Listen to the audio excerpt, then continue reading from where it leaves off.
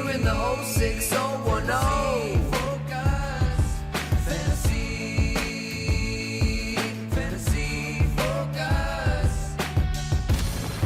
Hello and welcome to Fantasy Focus Football presented by Wingstop. My name is Daniel Dopp alongside Field Yates and a very festive Stephania Bell. That's right. Stephania, you're wearing your Santa hat. What's it say on it, just for those at home that may not be able to watch this on YouTube? It says I've been good. Okay, so you made the nice list this year. No lies told. Okay, good. I love to hear that. Did you ask for anything specific this year for Christmas? No, I'm just waiting to see what Santa thinks I deserve for being Wow. so good this Okay, year. okay, all right. Maybe humility is what he's going to get you. Maybe that's what it's going to What? Say, if she's got that in spades. I'm so sorry. Wow. I'm so sorry. You were just like, I'm going to see what Christmas, Santa... I'm like full of joy and festivity and sharing and ho, ho, ho and fa la la. And you're like, you need humility A little for humble Christmas. pie. Well, you were like, I just can't wait to see what Santa's going to get me because I've just been so good this year. No big deal. It's, you know, Just saying. Maybe a victory in the Scott Fish Bowl, Exactly, because if that's my right. memory is, if my information is correct, you are still alive going into Monday Night Football. I hope I am. Okay. I'm really nervous. I got a text yesterday from Scott Fish showing me at one point I was in second place. What? Which is like Unbelievable. Unbelievable. But I have to say, and we'll talk about these games coming up here, there were some big moments and some lovely surprises. I've got 264.4 fantasy points, I think, in that league. So well fingers done. crossed, kids. I've never made it this far in the Scott Fish Bowl League. Everyone, we know how much fun it is to go from you whittle all the way down, and I think only 50 or 58 or whatever the number is get through to the next round. You know, I used to love the saying Tom Brady used to say. I think it was in the AFC Championship game. They played in so many of them that I lost track of which one it was. But I think there was a point where he approached the huddle and he goes before the game. He's like, guys, I didn't come this far to only go this far. All right, like I'm not here just to make the AFC Championship game. Jugular. We're going to the Super Bowl. Let's finish the job here. Stephania Bell's going to finish the job. And by the way, the theme of today's show, you know, it's week 16 going into week 17. Yep. We're not going to sit here and dive into, this guy for the Saints, or they haven't played yet. This guy for the Falcons had 5 catches for 45 yards. Like, could it be an interesting, sneaky flex in week 17? That's not what we're here for. No. We're here to tell you about the guys that shined and those that maybe did not, and might be the difference between you playing in the championship next week and you falling short in the semifinals. Yeah, we got a lot of guys to be able to celebrate some really big performances, like you had mentioned, Field. But unfortunately, we got to start at the top with one of the premier players in the NFL that, Stephania, I'm going to tap you in here really early in the show. Jalen Hurts, a guy that had led so many people to the fantasy playoffs, unfortunately got banged up early, left the game with a concussion. What can you tell us about Jalen Hurts? Well, it was early. It was in the first quarter. And really, I think the thing to note is he was hurt on a running play. This is what you always, we talk about this with the quarterbacks who run. You worry about the fact that they're going to take the big hits. He gets sandwiched between a couple of defenders. His head hits the turf, leaves for evaluation, does not return to the game. And so here we are. We talk about it all the time. Concussions, non-linear in terms of time progression. We don't know what Jalen Hurts' availability will be for next week. I would also point out that Kenny Pickett, who did come in and finish out the game for Jalen Hurts, sustained a rib injury. He had an x-ray after the game. He's scheduled for more tests on Monday, but we don't necessarily know what Kenny Pickett's status is. And what I would say to think about for fantasy purposes is when you're going through a concussion protocol, there's progression for Jalen Hurts to get back. He might not practice. Even if he were to be able to be cleared, might not practice this week. When you have a rib injury, you may not be able to throw. You may not be able to practice this week. So when you're looking at the context of how you're feeling about all your fantasy players, you got to keep in mind, we don't know who's going to be functioning quarterback during the week of practice. Nick Foles, the third man up here in this. Yeah, I think he recently announced his retirement, but that's okay. I saw him at Barstool a few weeks ago. I was not there, but I saw him competing in some of their events, and the guy is a sick athlete. He could probably get the job done if need be. Jolly old St. Nick, right? That's right. And by the way, they play the Cowboys in Week 17, so it's kind of a big deal, and the Cowboys defense looked pretty good. Yeah, the Cowboys defense did show out last night. They got a big win. So I think everybody who listens and watches the show is sensible to realize that we're not here to make light of an injury. There's no way that we'd ever do that. And I don't think, Jalen Hurts probably will be fine in the relative near future. This is not something that we think is going to materially impact his career. So we can talk about it in this regard, is that for fantasy purposes, this swung the day yesterday. It really did. I don't know what percentage of semifinals Jalen Hurts was involved in, but I got to imagine it was amongst the highest percentage of semifinals for any quarterback and maybe any player. That's how great he has been this season. Moreover, he left the game with under 5 fantasy points yesterday. I think a very conservative estimate for Jalen Hurts based off how he has played this year and how that game was going early yesterday, and the fact that, Jalen Hurts is probably the best bet for a 1-yard rushing touchdown in the NFL is 20 points. So the reality is 15 points might be the difference between you winning and you losing, and if you had Jalen Hurts, you might be on the losing end. It was obviously it's a much bigger deal for the Philadelphia Eagles and for Jalen himself, but for our purposes, the momentum was totally taken out of the room yesterday in the war room watching these games when Jalen Hurts left the game. And by the way, he left, puts his helmet back on, looks like he's getting ready to go back into the game. And people are like, okay, he must have been evaluated and he was cleared. Did not go back into the game, then goes to the locker room, and then, of course, eventually ruled out with a concussion. So no two ways about it. This was the most consequential injury of the day, given how great he has been this season. He was the last among quarterbacks in Week 16 with those 4.54 fantasy points. He's 5th on the season in fantasy points among quarterbacks, and that is partially the result of 14 rushing touchdowns. Ridiculous. And the reason I bring that up is because what's the thing that everybody thinks, well, will that change if Jalen Hurts were to play? Does that change? Part of his value in fantasy is the willingness to run. Do you know he has 3 more rushing touchdowns than Josh Allen, who we always think of as, the guy? But it might be, who knows, maybe it's an extra touchdown for Saquon Barkley in Week 17. Well, he got a 1-yard rushing touchdown yesterday. Yeah, exactly. And that is a great in the transition. second after Jalen Hurts was out. We're going to continue to monitor everything that happens with Jalen Hurts' health. Obviously, just as a quick programming reminder, no shows for us on Tuesday and Wednesday. We're going to be off Christmas for Eve, Christmas Eve and Christmas Day, but we will be back on Thursday and Friday with any updates that we have. So that will be very fun to be able to dive into all the news that we have then. But Stephania, you led us into it very nicely. Let's talk about the Week 16 studs and Saquon Barkley with no Jalen Hurts. 29 carries, a season high in carries, 150 yards, 2 touchdowns. Field, you even mentioned it, a touchdown at the goal line, which we have not seen very often this year. Good enough for 27 fantasy points. Congratulations to Saquon managers. Yeah, the crazy part about this is I got to figure 70+% of it came in the first quarter. Yeah. Saquon was off to the races early. He had a long touchdown run. He has been the master of those this season in the NFL. But if you didn't watch the game and you only saw the box score, you're certainly thrilled with Saquon once again finishing as a top 10 running back, the 9th time this season he has been a top 10 RB. RB5 going into the game tonight, but Josh Jacobs certainly has a chance to crack that top 5 as well. But Saquon was great, and if Jalen Hurts is out next week, yes, we're going to see, as Stephania alluded to, a much higher likelihood that Saquon gets goal line work. Moreover, I don't know that it's going to be robust, but if it's Kenny Pickett, which he's still a question mark as well, but if it's not Jalen Hurts, the chances of Saquon Barkley getting more passing game involvement also go up as well. Not that there's any concern about whether you're starting or sitting Saquon Barkley, but he has been a league-winning player this year, really showed out in that Week 16 opportunity against the Commanders. It's crazy to me that he has 4 number 1 finishes in fantasy this year. I mean, he's just been a complete stud. I found this stat last night that I thought was really impressive. This was his 10th game with over 100 rushing yards, which ties an NFL record for a player in his first year with a new team. Wow. How about that? Yeah, pretty good. I wouldn't be surprised if he hit an 11th game here in the final 2 weeks of the season. Honestly, if there's no Jalen Hurts, and obviously we'll continue to update that, but he's going to continue to be relied upon in this backfield. And didn't the Giants just lose their 10th straight game? So Saquon has 10, I know, so it's... But Saquon was awesome yesterday. Again, the theme of the show is who carried you to the next round most likely versus guys who maybe didn't. And Saquon was tremendous.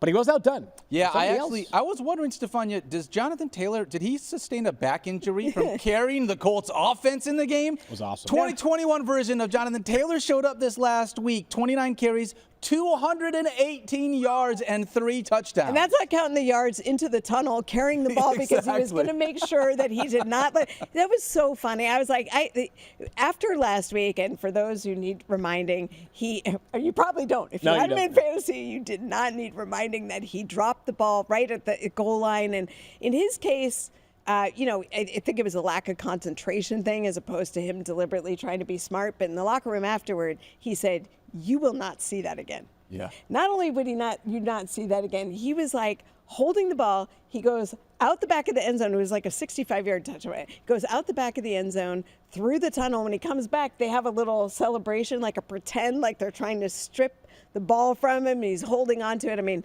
he went above and beyond. But it was really, I was happy to see him do that, sort of get that out of the way, acknowledge what happened, and then really own the day. Yeah, in a major way. Nearly 40 fantasy points for JT, who, if he didn't have that play last week, we'd be talking about another monster day for him last week. It was a good day, but it could have been outstanding. It could have been nearly 20 points last week. So what a talented player. So fun to watch. This game became sneaky competitive. There was a chance for the Titans to actually come back and tie this game late in the game, but the Colts ended up holding them off 38-30. JT did a lot of his damage in the first 30 minutes and 18 seconds because the first play from the scrimmage in the second half was that long touchdown run that Stephania just referenced. And then they actually were rotating in a few other backs yesterday, maybe because they had been relying on JT so much early and the game was so close to being out of hand. Yeah. But a monster day for JT. Great to see for a guy who has been so good for us over the past few years when he has been healthy. First 30-point game since 2021, It's like a reminder of how good Jonathan Taylor was in this offense. Yeah. There's a reason wasn't he drafted as the #1 running back in the following year? Like he was the face of fantasy football. He was the face of fantasy football, and then we had the injury and the other situation. So this was the first time we've seen him back like that since then. It was really nice to see. Sure. And next week at New York Giants, so. You love that. Generational love to day see that. in play. Generational day in play. Well, speaking of first time that you've seen that, Justin Jefferson, who has been good this year, don't get me wrong, he's one of the best wide receivers in fantasy football. He's been amazing. This was his first day this year, though. First game with 10 receptions in a game. He had yet to crack double-digit receptions, which seems crazy to me because he is still one of the generational talents at the wide receiver position. 13 targets, 10 receptions, 144 yards, 2 touchdowns, 36.4 fantasy points. Field, and I recognize it doesn't make a difference where the touchdowns, happen, but that second touchdown after the Seahawks had taken a lead, like late down the stretch in the fourth quarter, was just a killer for Seattle. It was unbelievable. What a game that was. Sorry, Daniel. Obviously, as a Lions fan, I was really rooting for the Seahawks to win and give your team a bit more breathing room. That being said, what a performance from this Vikings offense. Jefferson and Addison found the end zone, one for Addison, 2 for Jefferson. Just kind of a reminder, Kevin O'Connell talked about this maybe like a month ago, the Vikings head coach, about how there are a lot of great receivers around the NFL. But our guy, meaning Justin Jefferson, sees coverage that's different than all the other top wide receivers. Yep. He's been on a heater of late, though, has JJ. Over the past 3 weeks, he has 20-plus fantasy points in 2 of those games, 30-plus fantasy points. He has 20-plus in all 3, 30-plus in 2 of those last 3. And maybe it's the emergence, maybe it's just water finding its level with Jefferson going off with 5 touchdowns over the past 3 games. Maybe it's the emergence of Jordan Addison. Maybe it is Addison's presence making defenses have to pay a little more attention to him, a little less attention to Justin Jefferson. And, it's easy, and I'm not blaming people that had this take. I had myself. Sam Darnold has been one of the coolest stories in sports this year. Mm-hmm. The guys, this is not like him playing well relative to what he has played like previously. This is a bona fide, legit, win a ton of football games and maybe win the Super Bowl level good quarterback right now. And I'm sorry, but I buy into the importance of a coach instilling confidence in a player. And I do believe it started a little bit with Kyle Shanahan and Sam Darnold at his time with the 49ers, because that also set him up for, I think, better success when he went to Minnesota.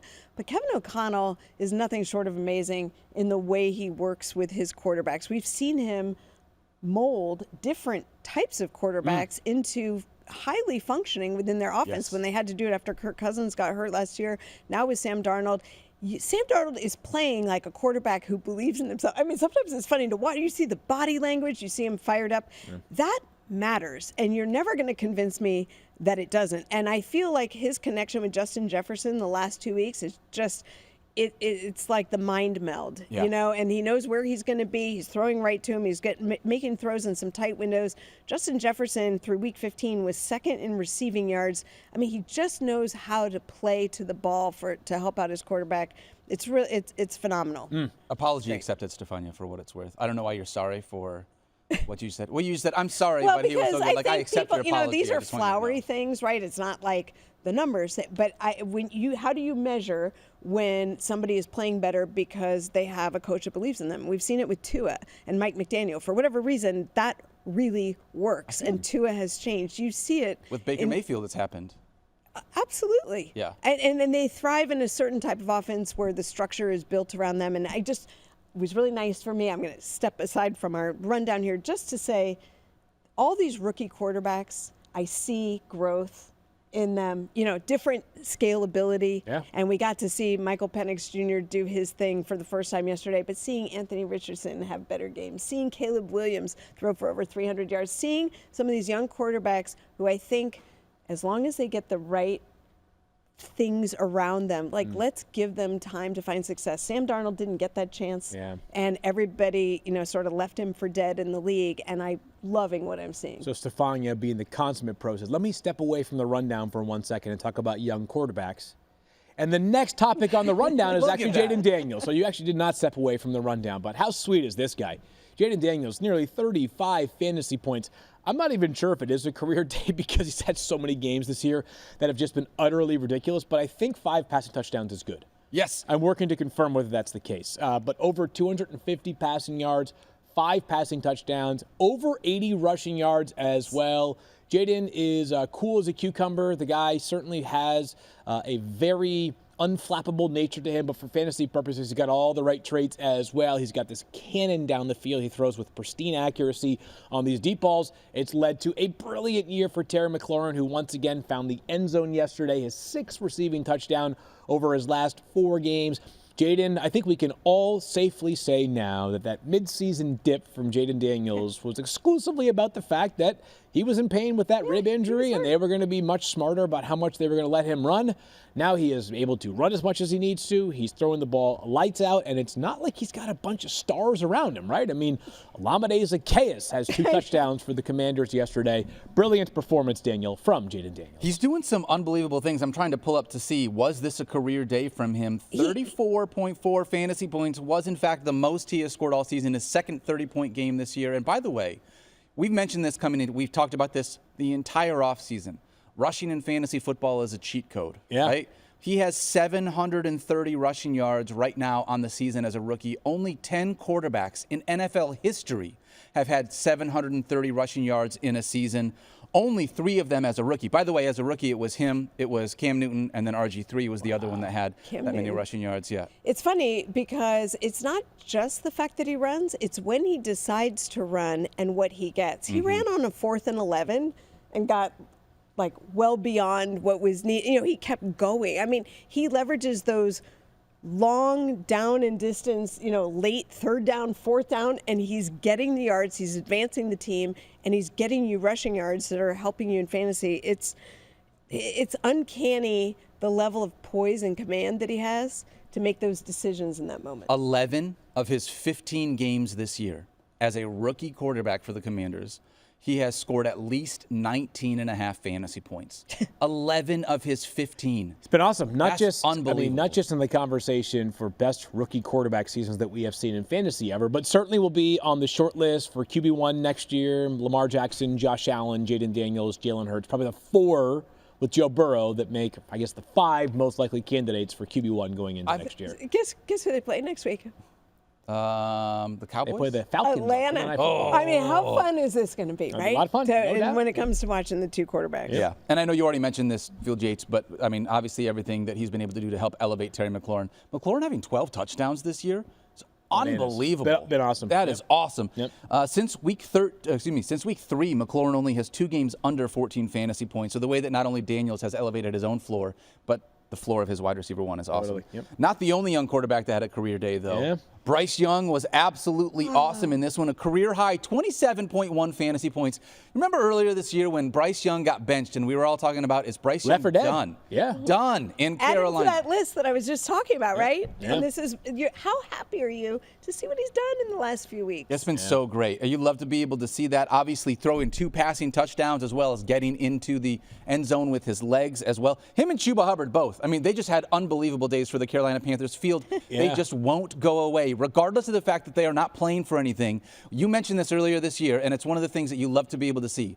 A team that doesn't technically have anything to play for, but man, they are playing with everything inside of them. By the way, and they're like playing, like we've seen teams hang tight and lose, which is, that's important, right? Like I couldn't have missed the boat more on the Patriots and the Bills game yesterday. The Patriots were gritty. But Carolina is like, this is the Chiefs, the Eagles, the Bucks, who they like the Cardinals. That's 4 teams who, like 3 weeks ago, you were like, those are all legit playoff contenders here, right? So, and obviously the Chiefs and the Eagles, that's as good as it gets, or about as good as it gets in the entire NFL. So very impressed by them. Chuba's been an unbelievable story, and we're so sad for Jonathan Brooks. But going into next year, Chuba Hubbard will get more airspace on this show in the preseason than he probably has in all preseasons combined. He's awesome. Monster day for the Carolina Panthers.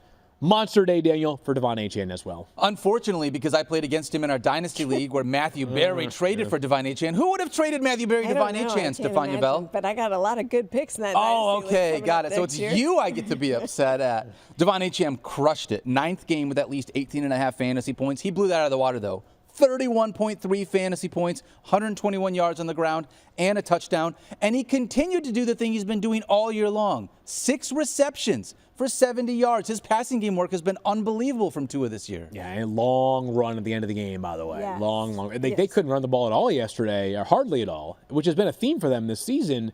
And that's manifested itself in all these catches for Devon Achane. And then finally there was kind of the straw that broke the camel's back, which is that close to 50-yard touchdown run from Achane, who definitely moves at a different speed than pretty much anybody else. Yeah, on once the he field. gets going, he could totally take off. That was his first 100-yard rushing game of the season. Yeah. Like, he's been so effective in the passing game that it's really covered up a little bit of the fact that the rushing hasn't been as much as you would think. But there was a difference. You saw Raheem Mostert come in for a couple plays. Devon Achane is clearly, there was this year coming into the season discussion of how is the running back room going to be divided and who's going to get the work. And we felt like Achane was the rising star, but you weren't really sure how it was going to play out. And now I think we've seen him take that level of separation. He's going to be the clear number 1 going into next year, averaging 7.1 yards per carry yesterday. I know it was helped by the big run at the end, but still, nice running for him. Those are like rookie year numbers from Devon Achane. It's so weird thinking about to last year, what Devon Achane did like from an efficiency standpoint and how Raheem Mostert got in the end zone so much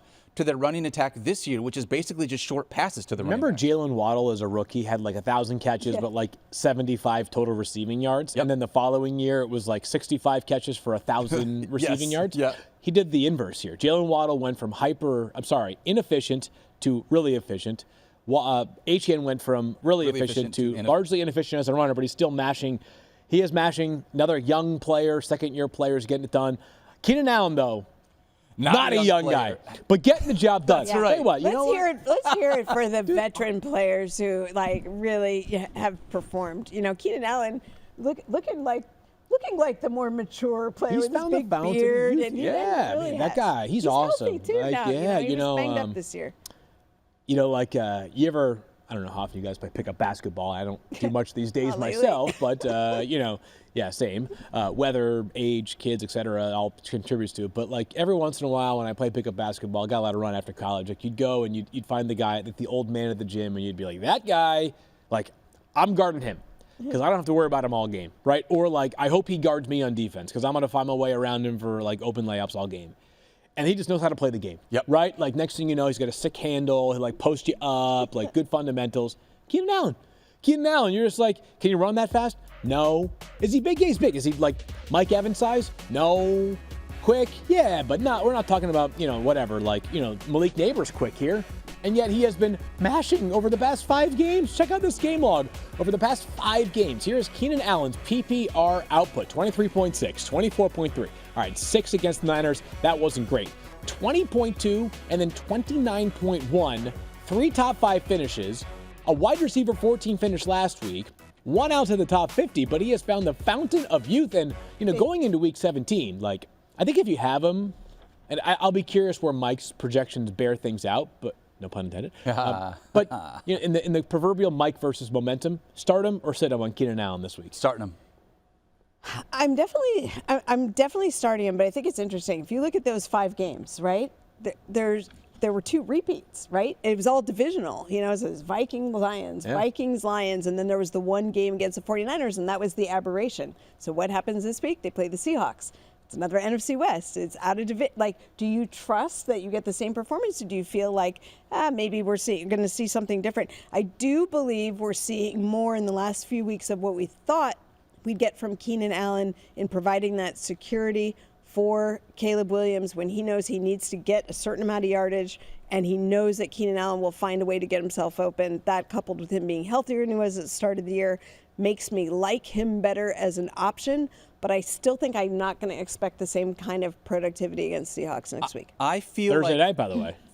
That too. I would love to know where you're at, Phil, because I see him as a must-start flex play. I don't think he's a wide receiver too, but I almost wonder if I'm going to have him ranked ahead of DJ Moore with how good he's been. It'd be close, yeah. DJ's been seeing some good volume, obviously, in the Thomas Brown era. So we're at the point now where it's very specific to your team, right? So I have Keenan Allen on just one team. That team is fortunate enough to, unless Josh Jacobs has 57 points tonight and half PPR scoring, make it to the finals. And I will be playing Keenan Allen against probably, not done yet, Daniel or Matthew in the finals of this dynasty. Very likely Matthew Berry, unfortunately. But whichever one it was, yes, I will be playing Keenan Allen. But I imagine he'll be hovering around my top 20 wide receivers. DJ Moore only has 1 game over 15 fantasy points in the last 4 weeks. Keenan Allen obviously has been crushing it. Yeah, it's much different, right? The way they're being utilized is different. Keenan Allen, who for many years was, doing a lot of his damage in the short and intermediate passing game, a bit more vertical than DJ Moore, has been doing a lot of that stuff near the line of scrimmage. Also of note, this team is not playing defense anymore. Nope. We talked about this yesterday on FF Now. They have just been such a different defense. Say whatever you want about Matt Eberflus, and I'm not trying to sit here and say it wasn't time to go. It was, but they have totally crumbled in the post-Matt Eberflus era defensively, which has led to a lot of games where they're playing from behind and throwing the football a ton, which was the case again yesterday. Caleb Williams felt like a rough start, and he had 26-plus fantasy points. So Caleb now has 26-plus fantasy points 3 times in the last 6 weeks. So it's not Jaden Daniels level, but it's been, there's been some peaks and pits there for Caleb, but some good peaks. And that's with a fumble that likely shouldn't have been attributed to him because Roma Dunze technically, in my estimation, had 2 fumbles on the day. One of them was going to be a handoff from Caleb to Rome. So that was definitely a tough one. So, all right, well, we're going to come back to that game. I want to talk really quickly, though, about Brian Thomas Jr. I had said when I looked at Mike's strength of schedule, hey, we did a Doppler radar segment. Just I'm not saying bench him, but lower some expectations based on some of the matchups that Brian Thomas Jr. had. I want to apologize to Mike because I trusted that Mike Clay's projections were correct when he said he had a tough schedule. And then I look at these last 2 games. He had 32.5 fantasy points last week, 28.1 fantasy points this week. Brian Thomas Jr. is the man. I don't have any trepidation with him. I was worried about what he was going to look like with Mac Jones over the last couple of games. It turns out my worries were completely unfounded. I mean, the volume is just absurd, and he's also good for a couple of deep targets per game. I had a long touchdown yesterday to break that. Well, the game was not broken open. To be honest, that game was broken is what it was. The Raiders won the game yesterday, and they are now no longer right there neck and neck with the Giants for that #1 overall pick. That being said, he's an amazing player, man. Yeah, he's great. He's just such a fun, special player to watch. All the injuries in Jacksonville have, and he was seeing volume, to be clear, early on in the season.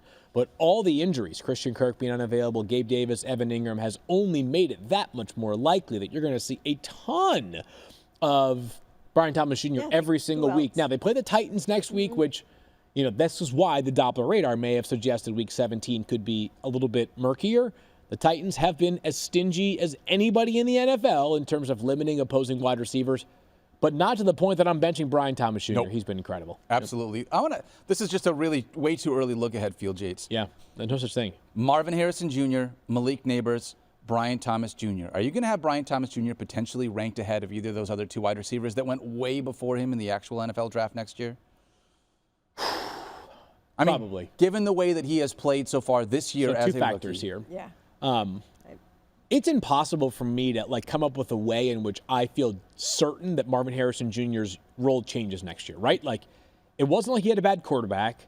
Nope. It's not like he's playing in an offense with a bunch of guys. Like, it's not like, hey, Marv has been relatively quiet, but Michael Wilson's been killing the game, and, Greg Dortch has been going off, right? Like, no, no one's really gone off for them, except for James Conner, who we need to talk about in just a minute. We will here. talk about, Trey McBride. Yep, and Trey McBride, too, but, it's not like there wasn't enough room for Marv this year. Correct. Plenty of room. However, Lots of room. with Malik Neighbors, things could change, right? Just because, he's getting off the charts volume. He and Brock Bowers are trying to set that rookie receiving record.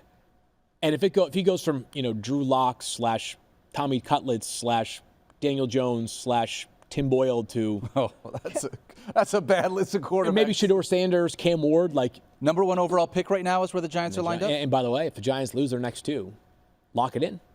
So the Giants definitely have a strong chance of getting that number 1 overall pick. And at very worst, a top 2 overall pick, which probably means a quarterback for New York. Yeah.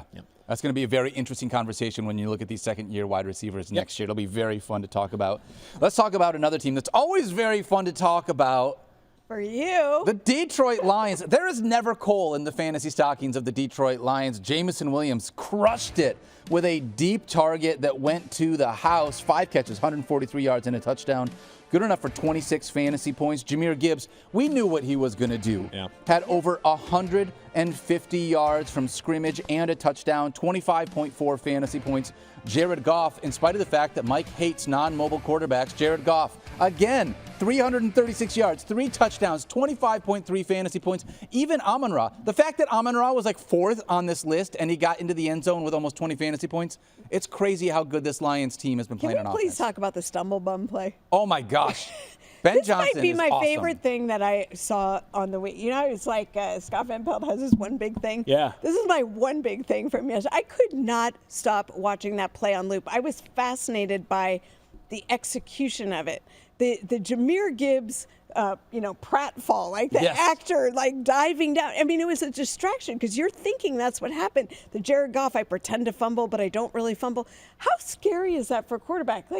You sit here talk about it oh, yeah, it's a play. He pretended to fumble. You're pretending to fumble. It could be the worst moment of the game if you actually screw that up and turn the ball over. They execute it to perfection. The Lions can't. They're a machine. I can't see anything stopping them. When you put that in the playbook and it works, who's keeping you out of the Super Bowl? On offense, I agree with you, Stephania. Defense, maybe a little bit of a different story, but I know, but still.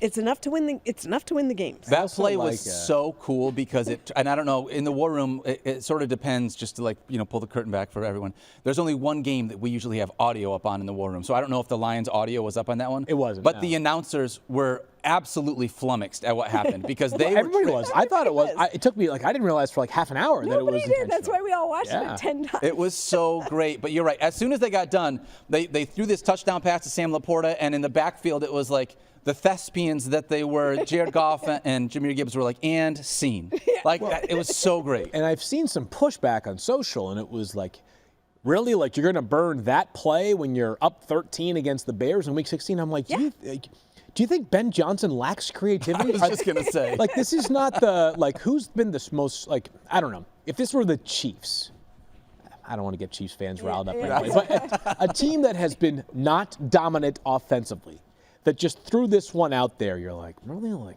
We got to do it now, Then I would have a problem with it. Oh, so the Lions don't have one play available that they have already used, so they're only going to average 36 points per game going forward, right? Come on now. It's, by the way, it's fun. It's fun. Give me a break, people. That was awesome. That was a great play. Fun, that was great. And we got fantasy points for Sam Laporta. Yep. So yeah, he was great yesterday too. And honestly, everything that we kind of hoped for yesterday, as far as the Jahmyr Gibbs usage and what it might mean elsewhere, I thought came to bear, right?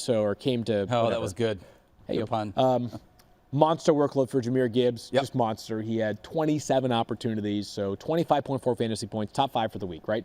Moreover, when they got into the 10-yard line and in, Jared Goff did have there was a receiving touchdown by Amon-Ra from the 8-yard line. Like, there was some work for others. It was a brilliant performance all the way around from that Lions offense. They are so fun to watch. And, now we have to get the stats. Yeah, no, but I think that the Jameson Williams, my other takeaway from that, first of all, yes, he's on my Scott Fishbowl team, so thank you very much for having that performance yesterday. But he remains a bit of an enigma in terms of what are you going to get each week. You just don't know. I feel like he's like when when you go to like Home Goods. Do you guys ever go to Home Goods? I've been to Home Goods. You don't go in there with like, I'm going to go to aisle 3 and get this. You go in, you go, I don't know what I'm going to see there today, but I'm probably going to leave with a cart full of stuff. Something. But occasionally you walk out, you leave with nothing. Yep. That's Jameson Williams. Like, it's either you've just got all the gifts in one day, or you might have a couple catches for 35 yards and that's it. Yeah. Good reminder, going into the finals, you'd be the player that if you're the underdog and you have them on your team, then you swing for the fences there, especially because they don't play until Monday Night Football. Yep. So even if your other option is not a Lion or a 49er, but if you have another option in like the 4 p.m. games with JMO, by the time we get to the 4 p.m. games, you will have had 2 on Christmas, 3 on Saturday. Thursday night game or no? Sorry, yes. So you'll have 6 games between Wednesday, Thursday, Saturday. I can't keep track. Wow. Plus 1 o'clock games. Like, if I'm just making this up here, but if it's like I have JMO and I have, again, Devontae Smith and there's no Jalen Hurts, and you're like, damn, like, I think I need the opportunity for 30, you might say, hey, JMO's got a better shot at 30 than Devontae with Kenny Pickett. That's a totally off the top of my head hypothetical, but something to consider if you go into the championships down big. He doesn't know what he just did to me. Yeah. You know. I know. You saw it. Do you have Devontae in the Scott Fishbowl? No, you referenced the Monday night game. Yes. Who's playing? San Francisco and Detroit, right? Yeah. Right. Hopefully Who JMO goes that? out for 30. Who wants that game?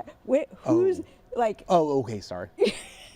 I mean, ideally, if you've got JMO and Scott Fishbowl, Stephania, you want him you to want it. go What out. do you care? You want better draft positions. You get an offensive tackle. Holy I cow! know, but I got to sit there on Monday night and watch Daniel's team that I just drink some wine. You know what? See, there's a All right, solution a silver for every lining. problem. That's it. That's it.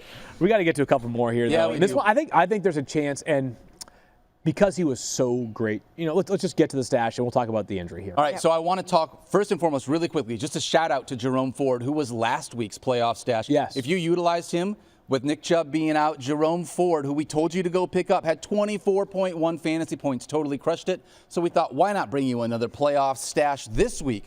Brought to you by our friends over at Wingstop. And we're talking about Michael Carter. 5 carries, 18 yards, had 5 receptions for 30 yards, good enough for 9.8 fantasy points. Michael Carter looks to be the next man up in this Cardinals backfield with James Conner unfortunately going down after what was a really nice day for him so far. He was incredible. James was yesterday. And he has been all season. I feel like we just came off of saying that we talked in the early part of the year about James Conner. You could get him at a value because you always banked on him missing time with injury, and you had Trey Benson as the backup. And we just were saying he's had a remarkable year. He's been consistent, solid, and he's been healthy. And then, unfortunately, yesterday, exits the game in the third quarter. He originally went to the medical tent, was questionable to return. If you saw, he was getting twisted around his right knee. You see it kind of snap back into hyperextension. No indication of the severity of the injury yet, but obviously he didn't return. Remember, Amari DeMarcado on injured reserve because of the back. Trey Benson with an ankle out yesterday. DJ Dallas was sick. And so that's how you ended up with Michael Carter.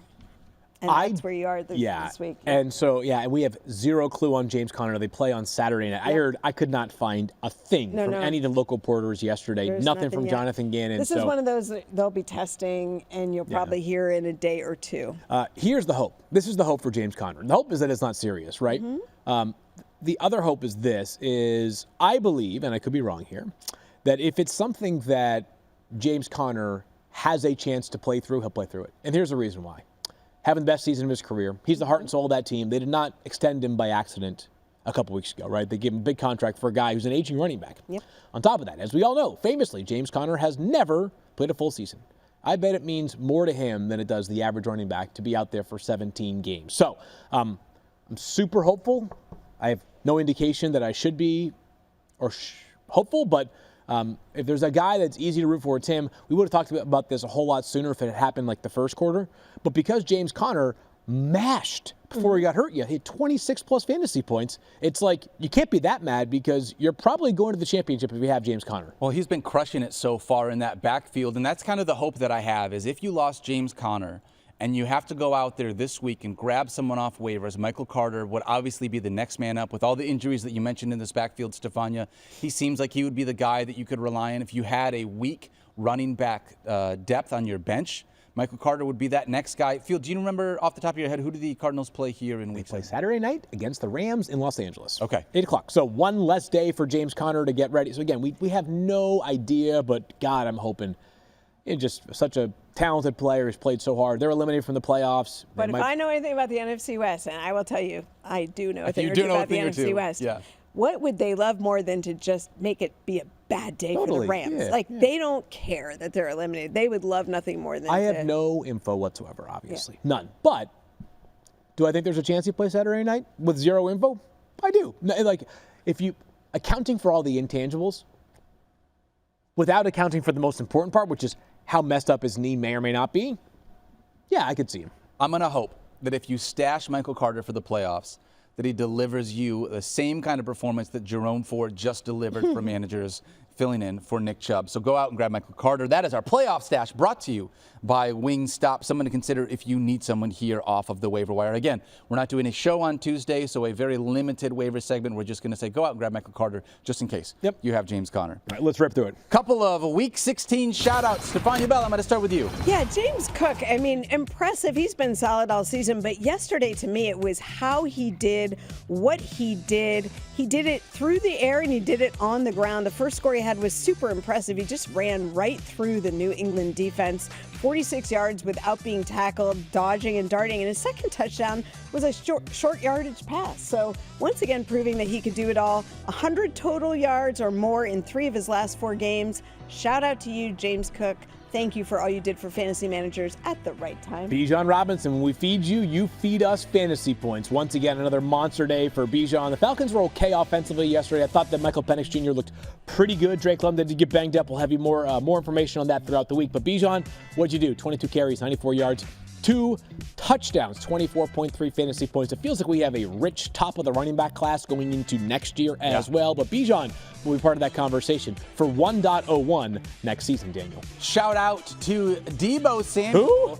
For absolutely nothing. Are you kidding me, Deebo? 25.1 fantasy points after 5 straight weeks in which you scored under 6.5 fantasy points. We weren't even utilizing you this week. We needed you in the previous weeks. And then you decide to show up here in week 16 when fantasy managers didn't need you because they were already bounced out of the playoffs because they couldn't rely on one of the top wide receivers that they thought they drafted this year. This is what you give us in week 16. Shout out to Deebo for absolutely nothing. You know, I'm glad it was you that went on that rant and I didn't have to, but I'm going to go to somewhere else in the NFC West. I'm going to go to Jackson Smith and Jigba. Look, we talked about you in the preseason. We knew there were big things coming, but boy, the second half of the season, you have really come on strong. Gets you 8 catches on 12 targets for 95 yards and a touchdown yesterday, 24 fantasy points from the guy who I think might be vying for the #1 wide receiver in Seattle. Thank you, Aiden O'Connell. You're back, and yesterday you brought Brock Bowers back to relevance. Is what a monster day it was for Brock Bowers. 11 catches, 99 yards on 13 targets. He now is the second most receiving yards by a rookie tight end in NFL history, trailing only Mike Ditka way back in the day. And only 14 games for Ditka, by the way. But Brock Bowers has a real chance to not just surpass Mike Ditka over the last 2 weeks of the season, but also set the NFL rookie record for most catches. Puka Nacua got it last year. Malik Neighbors is also knocking on that door. Brock Bowers, you are the man, Daniel Dopp. And A.J. Brown, shout out to you, my friend. Back-to-back games over 23 fantasy points. Didn't make a difference that unfortunately your quarterback went down in this one because you still smashed 8 catches on 15 targets for 97 yards and a touchdown. Back-to-back weeks over 11 targets. Back-to-back weeks with at least 8 receptions. Back-to-back weeks over 95 receiving yards, back-to-back weeks with a touchdown. A.J. Brown, thank you very much for showing up in the fantasy playoffs when people needed you most. You know what? He just needed to be a little squeaky wheel. Little squeaky wheel. Nothing wrong with a little squeaky wheel every now and then. Grease the last couple weeks. That's so good. All right, obviously there are a bunch of other really great performances this week. We're only touching on the top of the top here in this show, which means we're going to transition to, do you have a Bah Humbug hat, Stephania? Do you have an I've Been Naughty hat when we talk about the duds? No, Liz Loza was wearing her Cole shirt yesterday. She was. She was. Yeah. Yeah, no, I'm no Bah Humbug here. Don't bring it. Well, let's talk about some of the Week 16 duds because there were unfortunately a lot. There were a handful of them. Josh Allen. Yeah, I think as we get ready to set the table here, like I don't think it's like, yeah, Josh Allen did this. Looking forward to next week. Like here's how we view. Like, just like this is a circle, and we're all in this circle together. And we want you to know that get it out. Hopefully you have survived one of these or multiple of them, and you're moving on to next week. But. I mean, this felt like maybe the most surprising dud of the day. Josh Allen, who has been the hottest player in fantasy football. So the good news for Josh Allen is he's averaging over 33 fantasy points per game for his last 3 weeks. The bad news is he got only 11 of them yesterday. Just a terrible day at the office. The Patriots came out hair on fire yesterday. Opening drive touchdown. Honestly, for that first quarter, and I get it, there's a long way to go, both in the game and also in real life, but it was like, I think Bills fans might have been saying to themselves, are we watching baby Josh Allen with the way Drake May was playing? Yeah. Playing with nobody around him and getting the job done. But Josh Allen finished with just 11.16 fantasy points, in part because he had as many interceptions won as touchdowns thrown, and he had just 30 rushing yards. So a very atypical day for Josh Allen. The Bills got a defensive touchdown in this game. They had a long touchdown run for James Cook, but just a terrible day at the office for Josh Allen. Terrible. I think part of the reason, too, and part of the reason for a couple of the errant throws, he lost feeling in his right hand, his throwing hand, for part of the game. He talked about it afterwards. He talked about getting hit in the funny bone. When people talk about the funny bone, it's like the inside of your elbow, but your ulnar nerve sits right there. So if that's what he banged, in fact, that could explain why he was having numbness. But he said he literally could not feel the ball for a while. You saw him sail the ball a couple of times. I mean, and he was answering a number of reporters' questions. He was very patient, but he said it's kind of hard to throw when you just can't feel the ball at all. Now, the good news is by the end of the game, he had his feeling back in his hand, but I do think that contributed to some of the struggles he had. Stephania, what's the actual medical term for the funny bone? Is that what doctors call it when you go in to do surgery? Well, like, I'm doing funny bone surgery today. Nothing funny about it. Well, right? what's funny is that it's not the bone that you hit that makes it go numb, right? It's the nerve. It's all those nerves. But the bony part, it's the medial epicondyle. Okay. Everybody knows that. Your ulna, Yes. Oh, obviously. I'm such an idiot. I should have known that one. Well, I'm just saying. So next time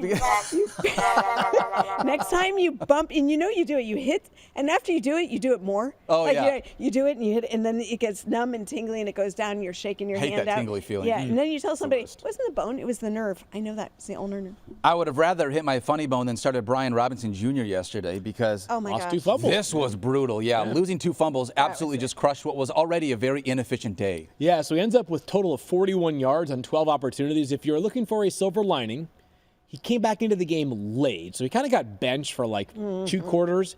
And then when Washington was like, oh, wait, we might win this game.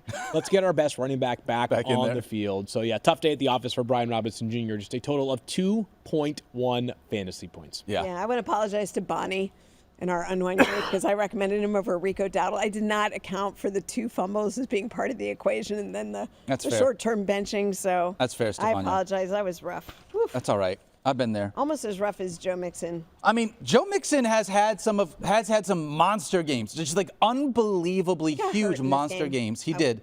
But he's also had some really inefficient games, even with like pretty good volume. And in this game, didn't have as much volume, only 15 touches.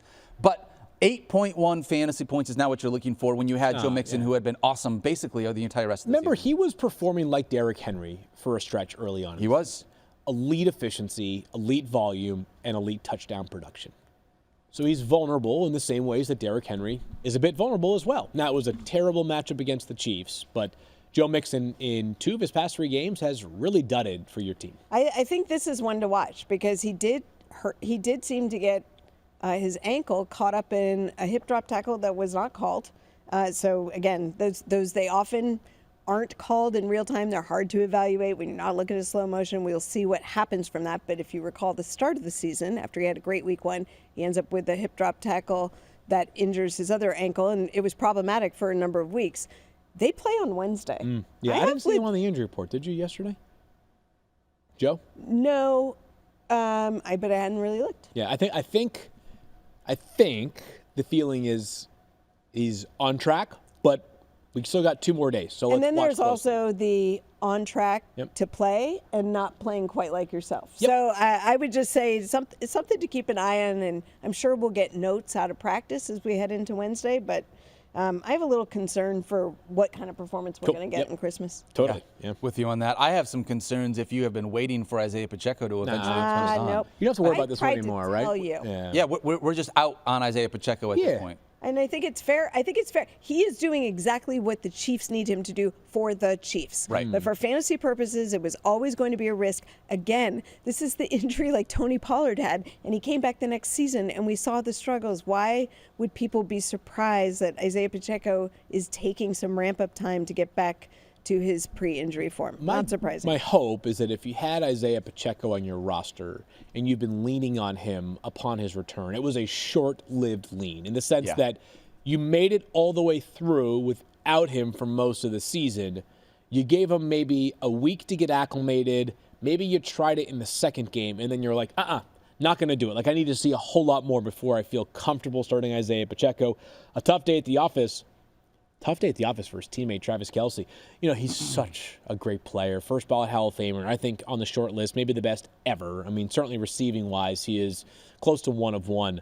But you can really see the lack of juice for Travis Kelce right now, right? I mean, everything is volume dependent for Kelce, and he's now gone, I think, 6 straight games without a receiving touchdown. So if you have Travis Kelce, you are praying for a touchdown.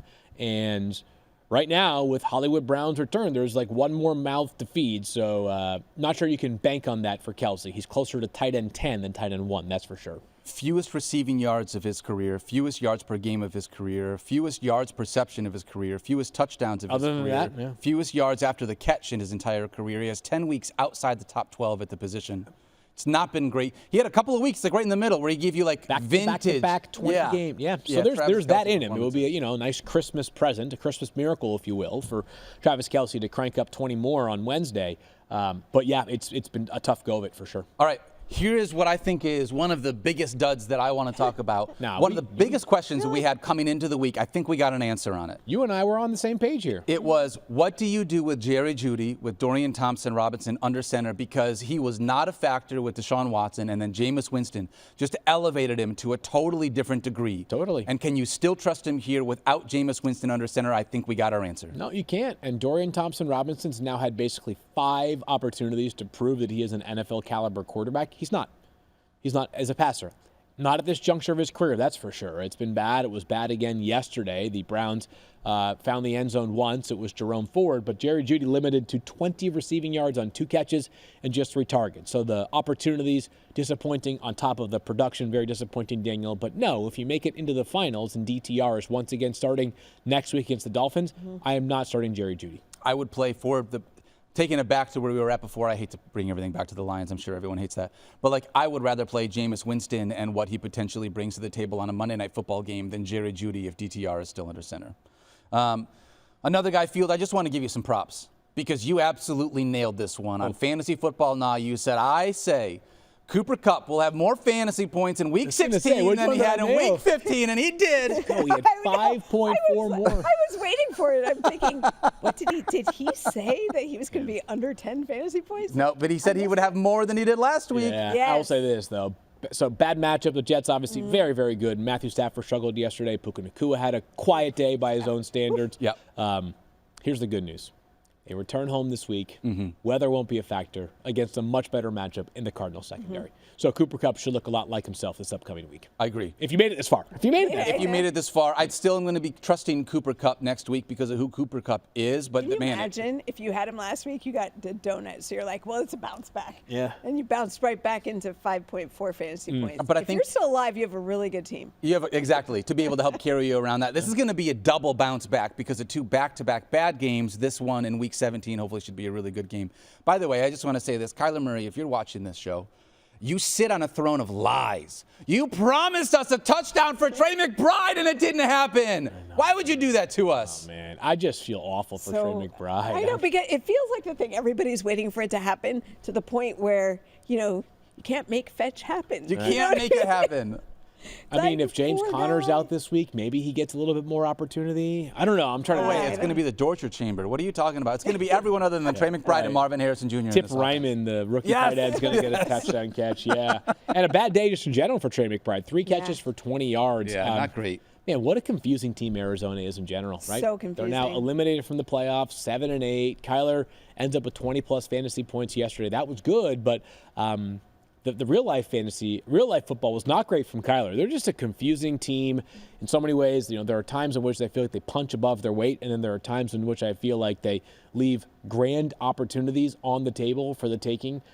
Great win from Carolina yesterday. Good job neutralizing Trey McBride. He will still be back inside my top 5 for tight ends this week, but if he's the difference between winning and losing for you, I feel you. I pour one out for you, my friends. Yeah. Tough day at the office right there. Can I add an honorable mention to this category? Absolutely, Stephania, bring it. I want to talk about Tyreek Hill.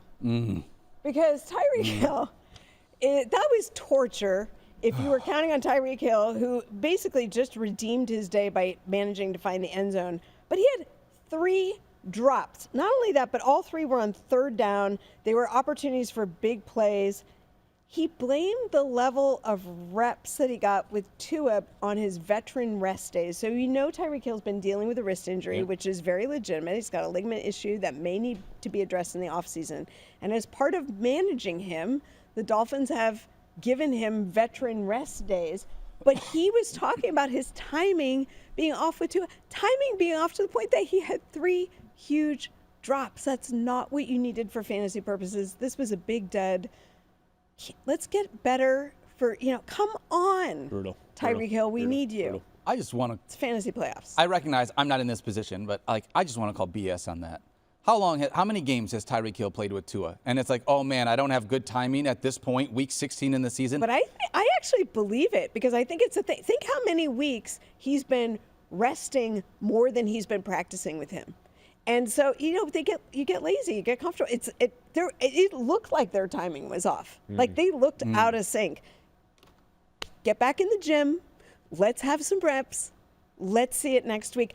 I think the fact that he mentioned it and that Mike McDaniel addressed it in the post-game pressers of look, it's pretty simple. If you want more reps, he said, it's a hard art of balancing health and limiting how much they practice during the week and making them available on Sunday. But if you're telling me that that's what you need, and Tua said, yeah, if that's what he needs, we're going to go do that. We're going to work on it. Money in the bank. I don't know. Big week for Tyreek Hill this week. That's what I'm going to say. That's a tough one for me. I'm going to throw that out. But I hear you. I hear you. Yeah. All right. One more thing really quickly. We got a game tonight. Do either of you need Josh Jacobs? A huge game from Josh Jacobs or anyone? Hopefully not anyone from the Saints. Wait. Packers defense. Oh, my God. It's Monday. It's Monday. Stephania, it's Monday. Yeah. We got Packers and Saints still. I don't know if you got anyone going. Saints. So certainly the big storyline is Josh Jacobs. Will any Packers wide receiver have a big day? Or could this just be the Josh Jacobs, 30-carry show? For the Saints, an opportunity for Kendre Miller to shine.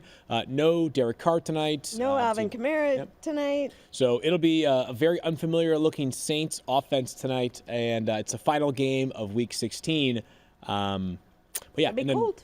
I need 42 points, just for what it's worth. I'm going to put this out there. Yeah. My Monday Night Miracle, I need 42 points from Jordan Love in order to take down Matthew You're Berry. going to take 42 points from someone else in the division.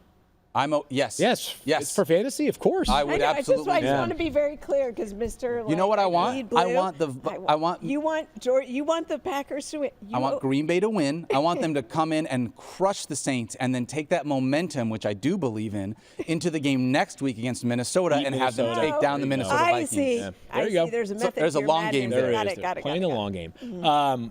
We have a Christmas holiday coming up. Daniel mentioned no show Tuesday, Wednesday. Merry Christmas to those of you that celebrate it. We are so grateful for all of you guys that ride with us every single day here on Fantasy Focus. It's been an incredible season. Absolutely. We still have a little bit of time left.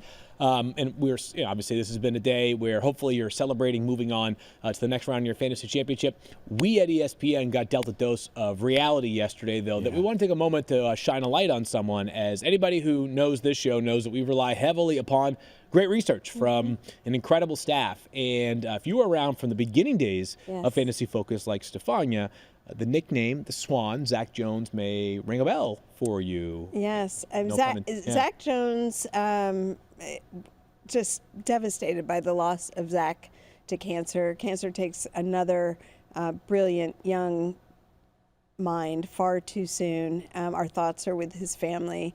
Zach was such an instrumental part of us getting fantasy off the ground here at ESPN when Matthew Berry first came here and we built out the podcast, we built out Fantasy Football Now.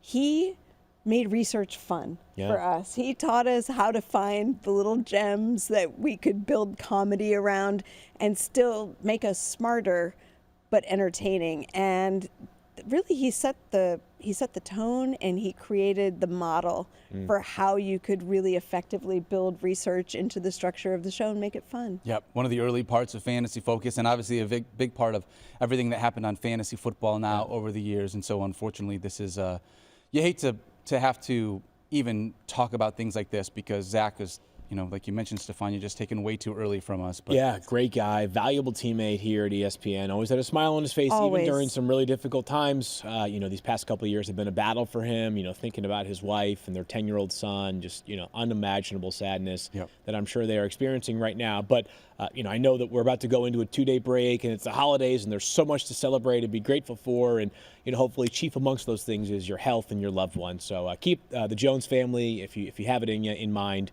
over these next couple of days. And we're so grateful to all of you guys who watch or listen every single day and have some fun with us, because we know in the grand scheme, this thing that we call fantasy football is so meaningless, even though it means so much to us as these games are going on. It feels like it means so much, but a dose of perspective and reality. So we hope there's a lot to celebrate for everybody who's listening or watching right now over these next couple of days. But absolutely, if you can, think of the Jones, and we sure will be here at ESPN. 100%.